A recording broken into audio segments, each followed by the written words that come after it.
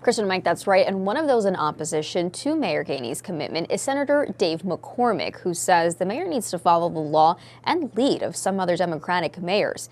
In a message posted on social media today, the senator says mayors will no longer get a pass for taking the law into their own hands.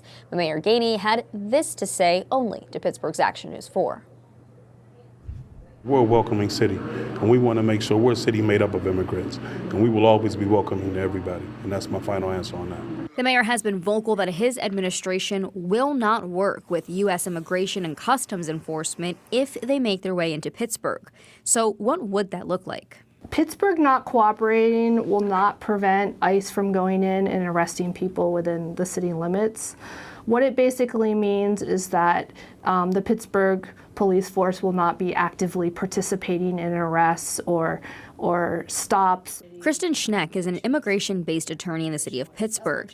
She says with ICE raids ramping up in major cities, she's been seeing about 20 to 30 calls daily from prospective new people panicking. I think the concern is the possibility of ICE encounters being subject to an ICE raid. All this panic stemming from an executive order that President Trump signed aimed at arresting criminals who have entered the country illegally. Which made it easier to indefinitely detain people if they're detained because of criminal charges, but even if they're later released, they could still be, indefinitely detained. A lot of the people, the stories I'm hearing are collateral people. They're not necessarily people with the criminal charges that are being picked up.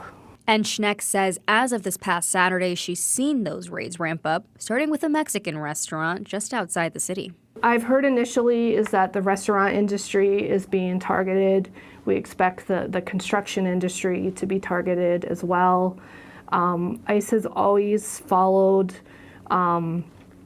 traffic court to try to find people who get a ticket for driving without a license. She tells Pittsburgh's Action News 4, so far these raids have been limited to suburbs outside the city, but she believes it's only a matter of time before agents make their way into the city. I think the raids that will be happening, they're going to have lower quotas compared to other cities. It's going to be slow and steady. So the question remains for the immigrant community, what do you do if you find yourself subjected to an ICE raid? Immigrants have the right to remain silent.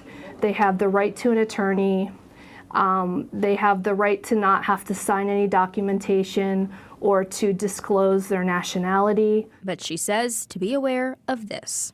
But then once they are on site, they will start asking anyone else there who who might not have proper documentation. I think that the situation is just getting started. I'm very fearful that they will in fact go into schools with the rescinding of the safe spaces policy. Pittsburgh's Action News 4 has asked ICE for any specific information about raids in the city or around our region. The agency has not responded to our request for comment. The city controller also saying today that Pittsburgh police will continue to follow procedure for criminal warrants regardless of immigration status. Under current policy, officers do not arrest or detain people based on civil immigration or administrative warrants. Reporting live, Yasmin Rodriguez, Pittsburgh's Action News 4. Yasmin, thank you.